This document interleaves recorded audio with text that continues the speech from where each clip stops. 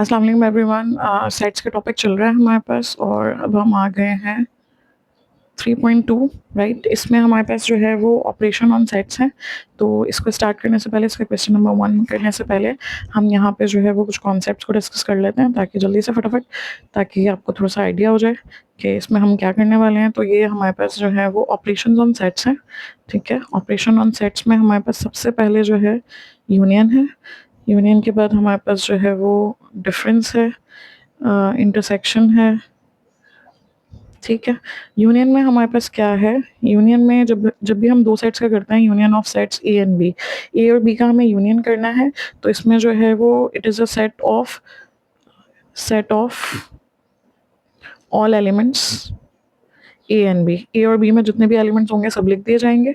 दो बातों का ख्याल रखना है कि राइट इन सीक्वेंस, इसको सीक्वेंस में लिखना है, ठीक है। और विदाउट रेपिटेशन लिखना है कि इसमें कुछ भी जो है वो रिपीटेशन नहीं होनी चाहिए।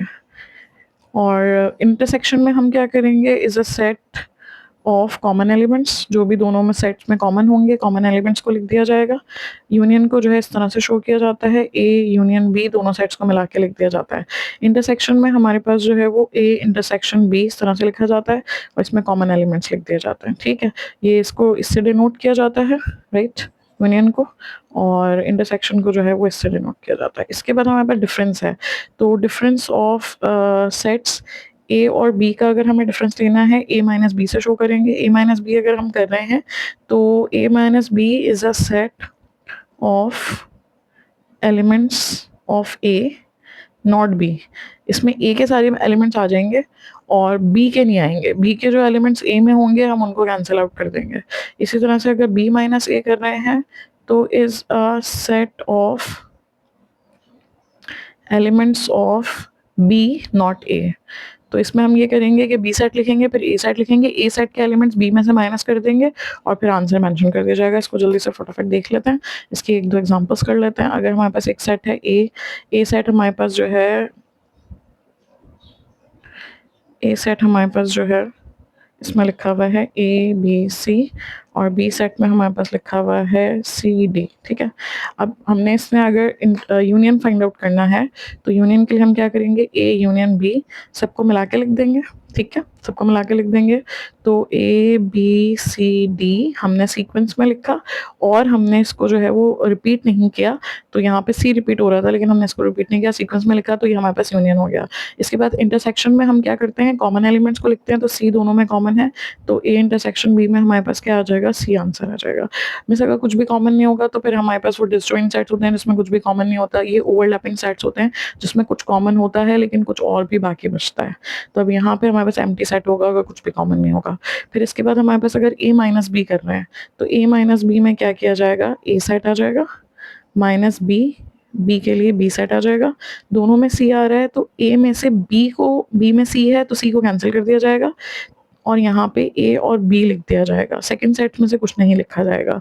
तो जब भी यहाँ लिखा है कि ए माइनस बी जो है एक सेट है एलिमेंट्स ऑफ ए का, इसमें ए के एलिमेंट्स लिखे जाएंगे नॉट बी, लेकिन बी का कोई एलिमेंट इसमें शामिल नहीं होगा, नॉट बी, सही। इसी तरीके से अगर मैं बी माइनस ए करती हूँ, बी माइनस ए का मतलब है पहले बी सेट यानी सी डी लिखा जाएगा, फिर इसके बाद हमारे पास जो है वो ए सेट लिखा जाएगा यानी ए बी सी डी। अब इसमें से ए बी सी, हमारे पास जो ए सेट है ए बी सी है तो ए बी सी लिखा जाएगा, ठीक है।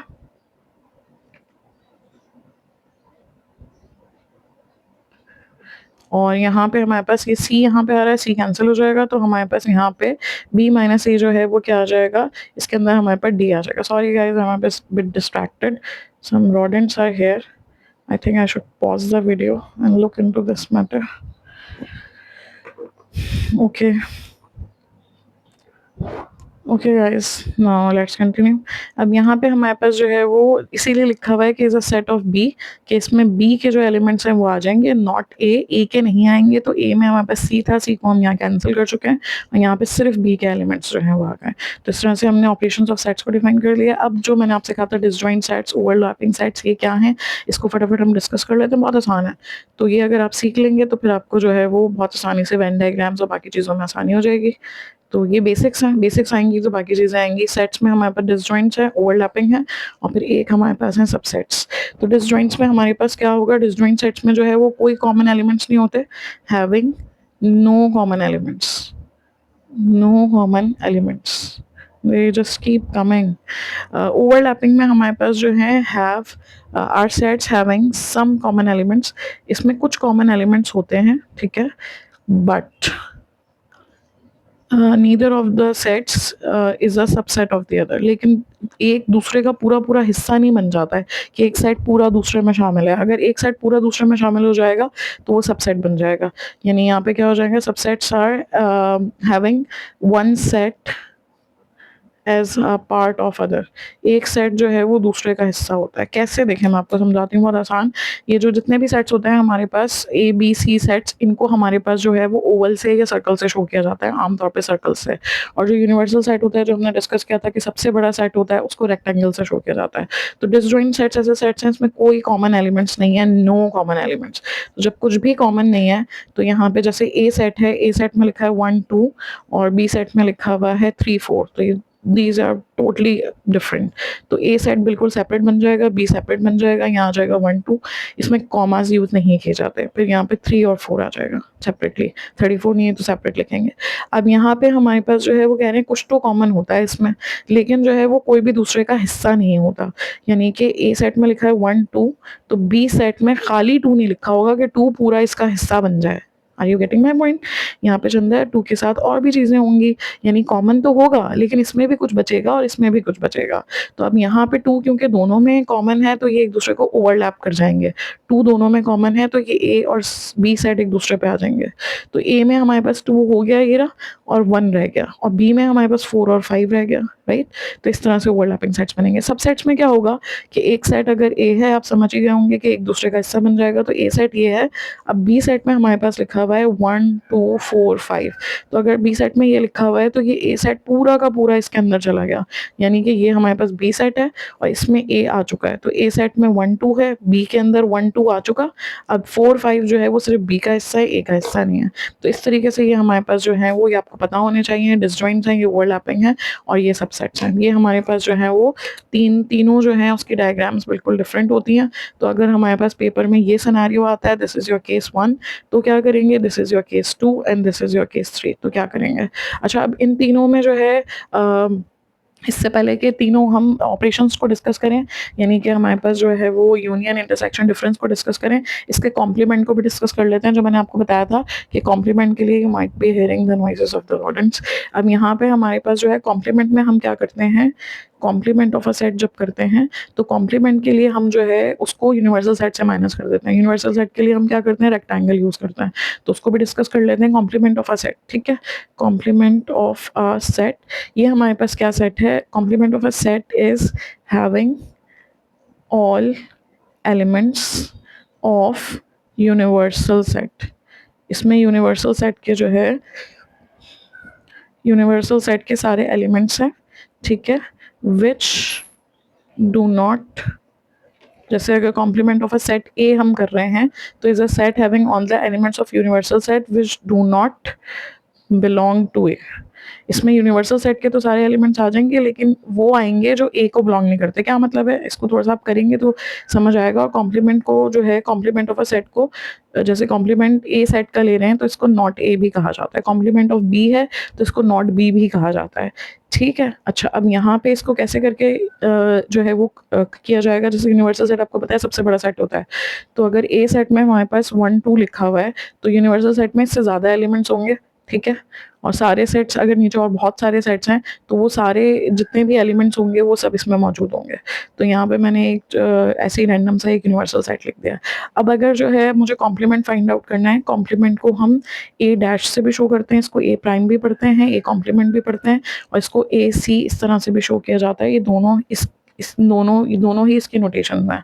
अब अगर मुझे ए डैश मालूम करना है, ए प्राइम मालूम करना है, तो मैं क्या करूँगी, यूनिवर्सल सेट में से ए को माइनस कर दूंगी। कैसे, यूनिवर्सल सेट की जगह आ जाएगा 1 2 4 6 7 और माइनस ए में आ जाएगा 1 2, तो ये 1 2 इसमें से क्या हो गया, माइनस, तो मेरे पास आ गया 4 6 7। अब आपको ये वाली बात समझ आई होगी कि कॉम्प्लीमेंट जब हम फाइंड आउट करते हैं तो is a set having all the elements of universal set. इसमें यूनिवर्सल सेट्स के एलिमेंट्स आते हैं लेकिन which do not belong to A वाले तो 1 और 2 थे, वो तो कैंसिल हो गए। तो जिस सेट का आप कॉम्प्लीमेंट फाइंड आउट कर रहे होते हैं उस सेट के एलिमेंट्स इसमें नहीं होते, उसके अलावा यूनिवर्सल सेट में जो बचते हैं वो होते हैं। तो मैं इस पर इसकी डायग्राम कैसे होती है, इसकी डायग्राम कुछ इस तरह की होती है कि ये हमारे पास रेक्टेंगल आ गया, रेक्टेंगल से हम शो करते हैं यूनिवर्सल सेट को। इसके अंदर हमारे पास, क्योंकि ये इसका सबसेट है, इसका हिस्सा है, इसमें मौजूद है, तो यहाँ पे हमने ए सेट बना दिया। ए सेट में 1 2 है, तो यूनिवर्सल सेट में 1 2 के अलावा 4 6 और 7 है, तो ये 4 6 7 कहीं पे भी आप लिख सकते हैं इस तरह से। तो ये हमारे पास हो गया यूनिवर्सल सेट। यूनिवर्सल सेट को इस तरह से ई से भी शो किया जाता है। तो ये हमारे पास जो है इस तरह से बनाया जाएगा, ठीक है। अच्छा, अब यहाँ पे अच्छा, शेडिंग अभी मैंने आपको नहीं सिखाई है कि अगर हम कोई ऑपरेशन करते हैं तो क्या करते हैं। जैसे अब इसमें आंसर 4 6 7 आया है, तो इसके अंदर अगर शेडिंग करेंगे तो शेडिंग हमारे पास किस पे हो जाएगी, 4 6 7 पे हो जाएगी, क्योंकि that is the answer. Answer पे शेडिंग की जाती है। तो अभी हम क्योंकि इन तीनों में ये डिस्कस करेंगे ही, यूनियन को भी, इंटरसेक्शन को भी और डिफरेंस को भी, तो फिर शेडिंग हम सीख लेंगे। तो यहाँ पे इस तरीके से हमने जो है वो इसको एक तरह से बना लिया। और नॉट ए क्यों है, क्योंकि इसमें ए के एलिमेंट्स नहीं है, ये आपको क्लियर हो गया होगा, ठीक है। अच्छा, अब हम इसके जो है वो आ जाते हैं केसेस पे, ठीक है। इसके केसेस पे आ जाते हैं यहाँ पे। तो कौन कौन से केसेस हैं और किस तरह से, बहुत आसान है, इसको फटाफट डिस्कस कर लेते हैं। पहले हम डिस्कस करते हैं डिसजॉइंट को, ठीक है। डिसजॉइंट सेट्स को डिस्कस करते हैं। डिसजॉइंट्स में कोई से भी वही दो से सेट्स ले लेते हैं जो पीछे लिए थे 1 2, और बी सेट में लिया था 3 4। तो ये बिल्कुल क्योंकि सेपरेट है। अब इसके अंदर अगर हम यूनियन करेंगे तो क्या होगा, इसका डिफरेंस करेंगे तो क्या होगा, और अगर इसका जो है वो हम इंटरसेक्शन करेंगे तो क्या होगा। तो ये सब कुछ हम डिस्कस कर लेते हैं, ठीक है, इसके अंदर तीनों चीज़ों को। अब अगर हम इसका यूनियन करते हैं तो यूनियन हो जाएगा ए यूनियन बी, राइट। ये हमारे पास सही फोकस। अब ये हमारे पास 1 2 3 4 सबको मिला के लिख दिया जाएगा। अब इसके अंदर इसको कैसे शो किया जाएगा, अगर इसको ऐसे शो किया जाएगा कि ए और बी क्यों डिसजॉइंट है तो अलग अलग बनेंगे। ए सेट, ये हमारे पास हो जाएगा, ये यूनिवर्सल सेट है हमारे पास, ये ए सेट, ये बी सेट, इसमें हो जाएगा 1 2 3 4, राइट। ये इस तरीके से हमारे पास लिख दिए जाएंगे।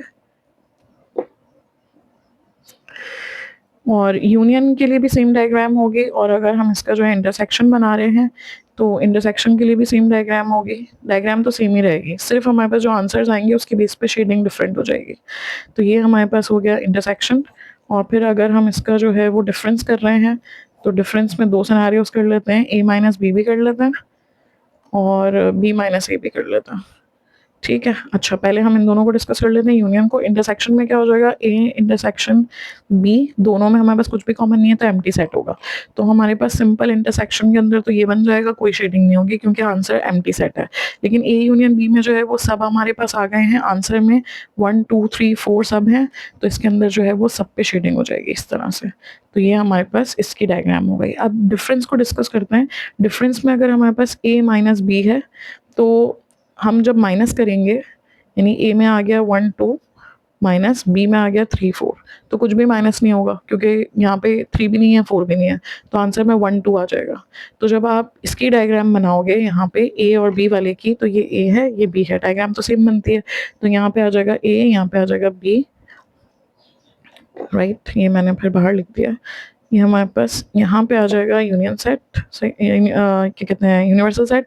ये आ जाएगा ए, ये आ जाएगा बी। अब यहाँ पे 1 2 3 4, तो ये 1 2 3 4 आ गया। आंसर में क्या है हमारे पास 1 2, तो जब हम इस पे शेडिंग करेंगे तो इसमें आंसर में शेडिंग हो जाएगी 1 2 पे। लाइक वाइज ये ए माइनस बी हो गया। अब अगर हम जो है वो बी माइनस ए को डिस्कस करते हैं, बी माइनस ए, तो हमारे पास बी में आ जाएगा 3 4 माइनस बी, ए में आ जाएगा 1 2, और इसको माइनस कर देंगे तो कुछ भी माइनस नहीं होगा, यहाँ 1 भी नहीं है 2 भी नहीं है, कुछ भी कैंसिल नहीं हुआ, तो 3 4 आंसर आ गया। तो 3 4 को अब कैसे करके शो करेंगे, सेम डायग्राम बनेगी, वही ए, ये हो गया बी, यहाँ पे 1 2, यहाँ पे 3 4, यूनिवर्सल सेट आ गया यहाँ पे। अब इसमें आंसर में हमारे पास क्या है 3 4, तो शेडिंग इस पे हो जाएगी। ये वी हैव नेल्ड इट। अगर हमारे पास डिसजॉइंट सेट्स आते हैं तो यूनियन इस तरह से होगा, उसकी डायग्राम इस तरह से होगी। डिफरेंस जो है वो अगर होता है ए माइनस बी तो इस तरह से होगा, और ए माइनस बी माइनस ए होता है तो इस तरह से होगा। इंटरसेक्शन अगर कर रहे हैं तो उसकी डायग्राम इस तरह से होगी डिसजॉइंट्स के लिए। अब अगर हमारे पास यही सेट्स ओवरलैपिंग में आते हैं, ओ हो, तो फिर क्या होगा, sorry guys, let me just fix it. Okay, चलें जी। अब अगर हमारे पास यही सेट्स ओवरलैपिंग में आते हैं तो क्या होगा, चलें अब इसको जल्दी से फटाफट डिस्कस कर लेते हैं।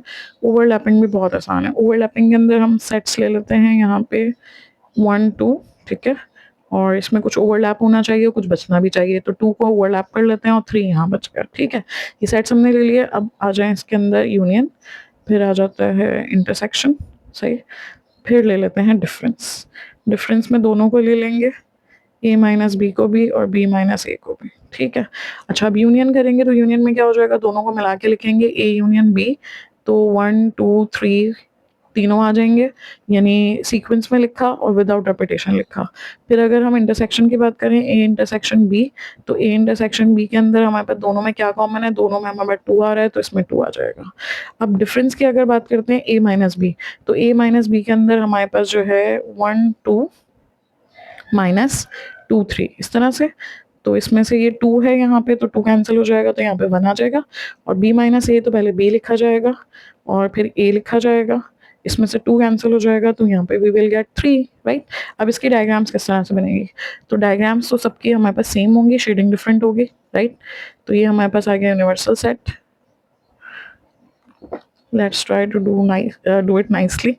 ये हमारे पास हो गया भाई a, ये हो गया b, ठीक है। ऐसे बनेगी ना डायग्राम, नहीं भाई ओवरलैपिंग साइड्स बना रहे हैं, तो ये इसको ओवरलैप करेगा, सही है। आई एम अ बिट मतलब कह सकते हैं थोड़ा थोड़ा डरे हुए भी, कहीं मेरे ऊपर ना आ जाए ना ये rodents, I am a bit afraid. Anyways, अच्छा अब यहाँ पे क्या हो जाएगा, 2 1 और यहाँ पे क्या हो जाएगा 3, ओके। अच्छा, अब यहाँ पे हमने डायग्राम बना ली है, इसी डायग्राम को हम रिपीट कर लेते हैं। ओवरलैपिंग अभी पीछे से कहे थे आपको कि ऐसे ओवरलैप करते हैं, तो ये 1 2 3, ये हो जाएगा ए, ये हो जाएगा बी, ये हो जाएगा यूनिवर्सल सेट। अच्छा, अब इसके अंदर हमारे पास ए यूनियन बी में सब कुछ आ रहा है, तो शेडिंग हो जाएगी सब पे, राइट। फिर हमारे पास यहाँ पे आंसर में 2 आ रहा है, तो शेडिंग हो जाएगी सिर्फ इस वाले पार्ट पे। अब डिफरेंस के लिए डायग्राम्स बना लेते हैं फटाफट।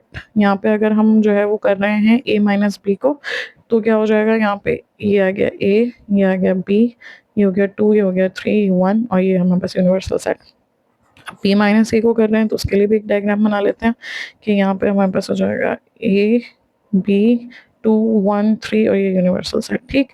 अब इसमें हमारे पास आंसर में आया 1, तो याद रखें कि a माइनस बी जब करेंगे आप इसके अंदर, तो a में शेडिंग होगी। फिर b माइनस ए करेंगे तो इसमें a के एलिमेंट्स नहीं होंगे, b के होंगे सारे, तो 3 आंसर आया, तो इसके अंदर हमारे पास b में शेडिंग हो जाएगी। That is it.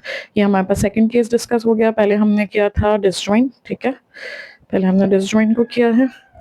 तो डिसजॉइंट हमारे पास ये रहा, डिसजॉइंट के सारे केसेस हमने कर लिए। फिर यहाँ पे हमने ओवरलैपिंग के कर लिया अल्हम्दुलिल्लाह। अब हम आ जाते हैं कि अगर सबसेट्स होंगे तो फिर क्या होगा। आ जाओ सबसेट्स को डिस्कस कर लेते हैं। ये बुक है मेरे पास 1 2, और ये इसके अंदर चला जाएगा, तो ये 1 2 3 कर लेते हैं, ये सेट इसका हिस्सा है। तो अब इसके अंदर हम क्या कर लेंगे, सबसे पहले यूनियन हो जाएगा, फिर इंटरसेक्शन हो जाएगा, और फिर हमारे पास जो है वो डिफरेंस हो जाएगा, राइट। तो अब हमारे पास यहाँ पे डायग्राम्स में क्या होगा कि एक सेट दूसरे के अंदर चला जाएगा, तो ये हमारे पास हो गया बी सेट, ए सेट इसके अंदर आ गया 1 2, और यहाँ पे 3 बच गया, ये हो गया हमारे पास universal set, right.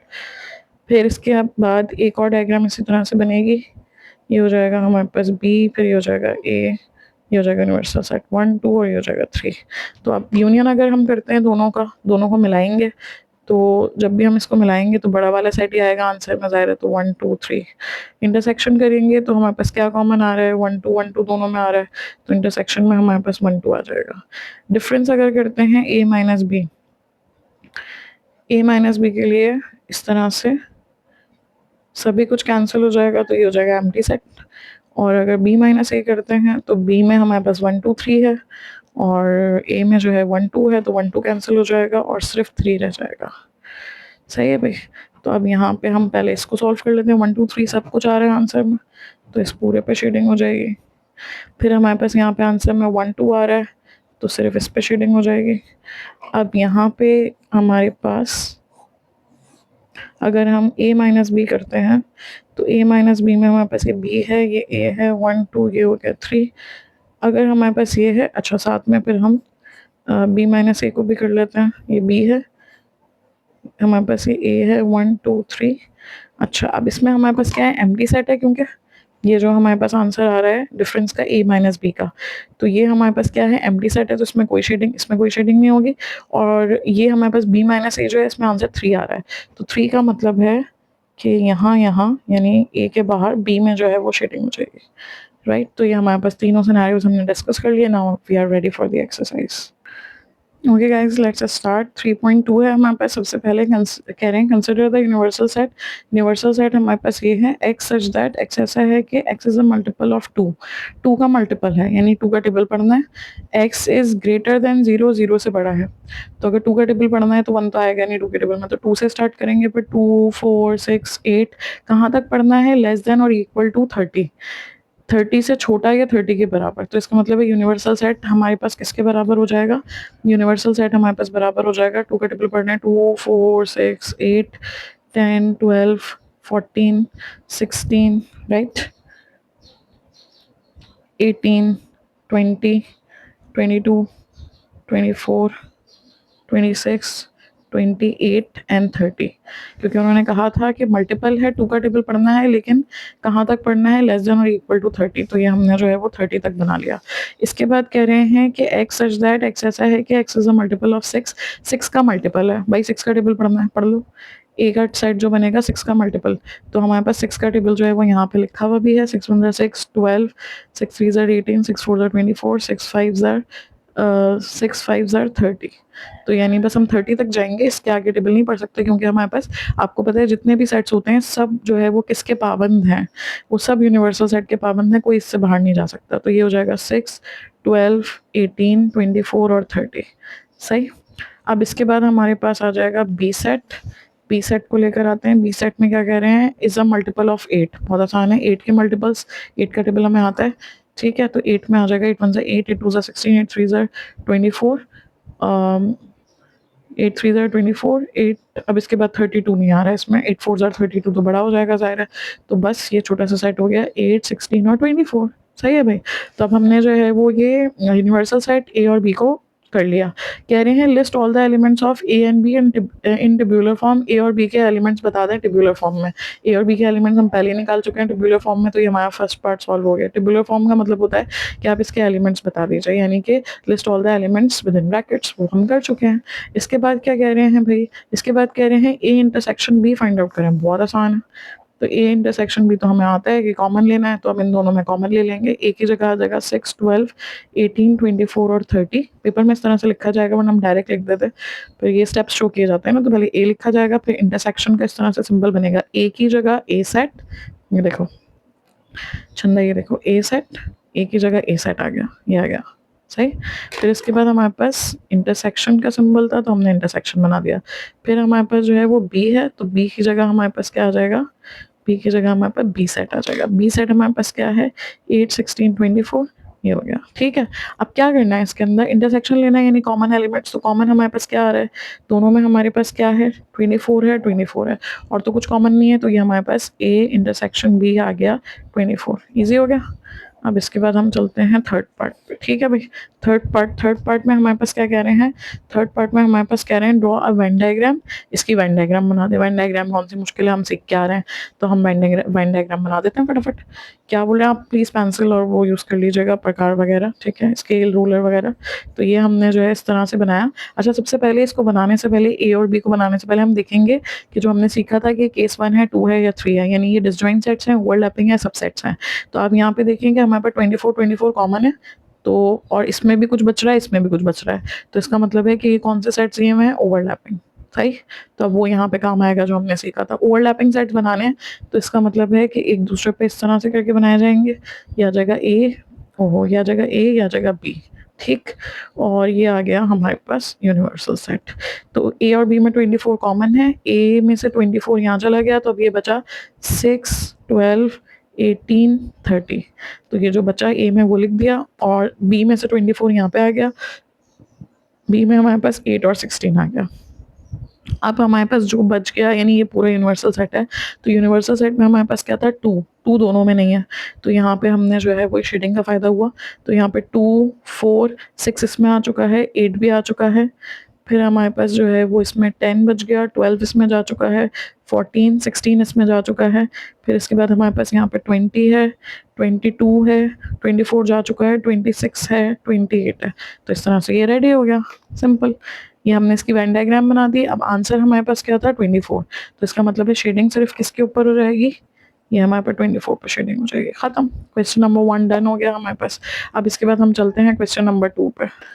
Okay guys, ये क्वेश्चन नंबर 2 पे आ गए हम। आ जाए क्वेश्चन नंबर 2। हमारे पास क्या कह रहे हैं, कह रहे हैं let u is equal to x such that x ऐसा है कि x इज एन इंटीजर। हमें पता है इसको कैसे पढ़ा जाता है, सेट बिल्ट का नोटेशन है, x इंटीजर है। इंटीजर का मतलब है कि पॉजिटिव नेगेटिव नंबर्स जो है वो इसमें आ सकते हैं। अब आते हैं या नहीं वो और बात है। अब आगे कह रहे हैं कि x इज ग्रेटर देन 0, तो इसका मतलब है पॉजिटिव नंबर्स आएंगे। लेस देन और इक्वल टू 150।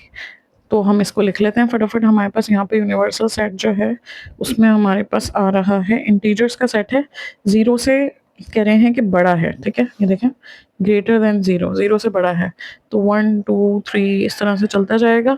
लेस देन और इक्वल टू 150 है, तो ये कहाँ तक चलेगा, हमारे पास 150 तक। तो ये हमने जो है वो कर लिया इसको डिफाइन, ठीक। अच्छा, अब इसके बाद हमारे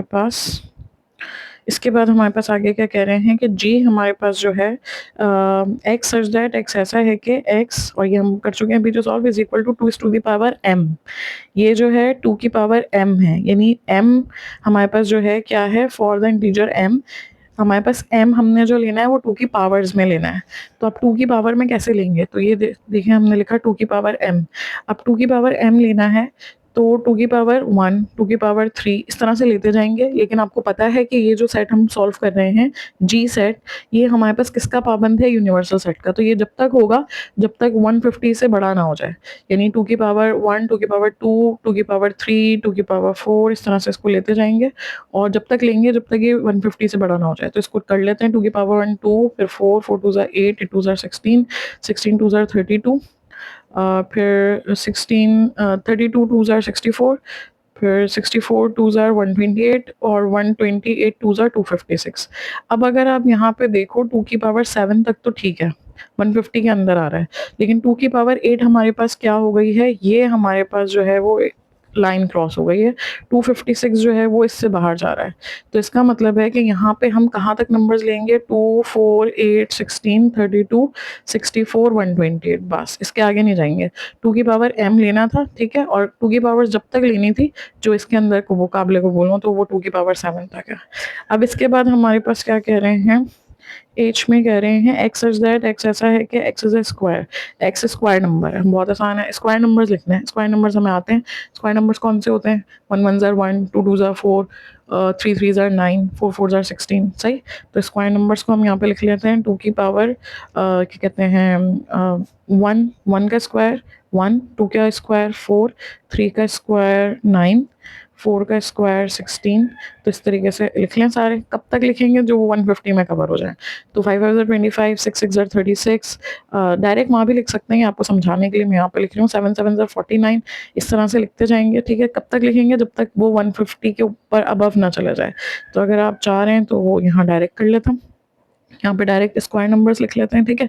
आ जाए स्क्वायर नंबर्स लिखते हैं, क्या हो जाएगा, पहले 1 1 ज़ार 1, 2 2 ज़ार 4, 3 3 ज़ार 9, 4 4 ज़ार 16, 5 5 ज़ार 25, 6 6 ज़ार 36, 7 7 ज़ार 49, 8 8 ज़ार 64, 9 9 ज़ार 81, 10 10 ज़ार 100, अभी भी इसमें काबिल कबूल है। फिर 11 11 ज़ार 121, 12 12 ज़ार 144, 13 13 ज़ार 169। अब काबिल कबूल नहीं है, यानी यहाँ पे हम कहाँ तक जाएंगे, 13 का स्क्वायर किया 169, तो ये लाइन यहाँ पे क्रॉस हो गई है। तो अब यहाँ हम रुक जाएंगे, 13 into 13 is 169। This square number is not acceptable, क्योंकि ये 150 से बाहर चला गया। तो इस तरह से हमारे पास यूनिवर्सल सेट जी और एच हमारे पास तैयार हो गए। अब सबसे पहले उन्होंने वही कहा है जो पहले कहा था, list all the elements of sets G और एच को टेबुलर फॉर्म में लिखें। हम लिख चुके हैं, तो ये फर्स्ट पार्ट हमारे पास सॉल्व हो गया, जी और एच। अब इसके बाद कह रहे हैं, क्योंकि ये तो हमने निकालना ही होता है, जब तक हमारे पास ये सेट्स नहीं होंगे तो हम आगे कुछ भी सॉल्व नहीं कर सकते, ठीक है। तो अब हम आ जाते हैं यहाँ पे सेकेंड पार्ट। सेकेंड पार्ट में क्या कह रहे हैं भाई, कह रहे हैं कि जी और एच का यूनियन भर दें। तो आप क्या करोगे, सेकंड पार्ट के अंदर G यूनियन H दोनों सेट्स उतार दोगे और फिर दोनों को मिला के लिख दोगे। सही। तो यहाँ पे जो है वो G की जगह आ जाएगा 2 4 8 16 32 64 128। सही। और फिर आ जाएगा यूनियन। ये हमारे पास जो है इसको हम थोड़ा सा सेपरेट कर लेते हैं सो दैट वी नो कि this is our rough work, right? ठीक है, let me write it over here. This is our working. सही है, वर्किंग है। अब यहाँ पे आ जाते हैं, ये हमारे पास आ गया G, इसके बाद हमने बना दिया यूनियन और फिर H आ जाएगा। H में 1 4 9 16 25 36 49 64 81 100 121 144। सही। अब इसके अंदर इसको मिला के लिखना है, तो सीक्वेंस में लिखेंगे, रिपीट नहीं करेंगे। तो पहले वन आएगा ज़ाहिर है, obviously this one, then 2, then 4, 4 के बाद हमारे पास 8, 8 के बाद 9, 9 के बाद 16, फिर 25, फिर 32, फिर 36, 36 के बाद 49, 49 के बाद 64, दोनों में आ रहे एक ही दफ़ा लिखा जाएगा। फिर 64 के बाद 81, फिर 100, फिर 121, फिर 128, फिर 144। तो इस तरीके से ये हमारे पास जो है सारे क्या हो गए, यूनियन हो गया, यानी मिला के लिख दिया गया। अब इसके बाद क्या कह रहे हैं भाई, इसके बाद कह रहे हैं इंटरसेक्शन कर दो। बहुत ही आसान है। इंटरसेक्शन में क्या किया जाता है, इंटरसेक्शन में जो है कॉमन लिखा जाता है। तो फिर से आप ये पूरा सेट लिखेंगे, फिर इंटरसेक्शन का सिंबल ये आएगा पूरा, फिर इसके बाद आप इसके फाइनल लिखेंगे कि दोनों में क्या कॉमन है। तो मैं यहाँ डायरेक्ट लिख रही हूँ, आप इस तरह से पहले लिख के इंटरसेक्शन बना के ये लिख दोगे, यानी स्टेप्स फॉलो करेंगे। अब इसको थोड़ा जल्दी कर लेते हैं, फटाफट देख लेते हैं दोनों में क्या कॉमन है। तो दोनों में यहाँ पे हमारे पास 4 है, राइट, यहाँ पे भी 4 है, और यहाँ पे 16 है, यहाँ पे भी 16 है, और यहाँ 64 है, यहाँ पे भी 64 है, लाइक, ठीक है, राइट। इसके अलावा तो और कुछ भी कॉमन नहीं है। तो हमारे पास यहाँ पे आ जाएगा 4 6 और 64। तो ये हमारे पास क्या हो जाएगा, ये हमारे पास हो गया यूनियन का आंसर, ये हो गया intersection. That is done, question 2 done हो गया, एज सिंपल एज दैट। आगे चलते हैं, बल्कि अब हम इसको आगे से कंटिन्यू कर लेते हैं। इसके बाद हमारे पास क्वेश्चन नंबर 3 है, और फिर क्वेश्चन 3 से हम अगली वीडियो में कंटिन्यू कर लेते हैं। आधा घंटा हो गया इसको, ठीक है। तो I hope you will practice, और आपको ये अब आसान लगा होगा। फिर इसके आगे वर्ड प्रॉब्लम्स वगैरह भी हैं, उसको फिर हम डिस्कस कर लेते हैं। बहुत आसान है, एक दफ़ा आप देख लेंगे तो आपको सब आइडिया हो जाएगा। You will be a pro, यानी बजाय इसके कि टेंशन लें सिर्फ और सोचते रहें कैसे होगा, मुझे ये नहीं आ रहा, मुझे ये मुश्किल लग रहा है, आप एक दफ़ा देख लो उस टॉपिक को, 1 घंटा लगाओगे एक टॉपिक को, आपका वो पक्का हो जाएगा।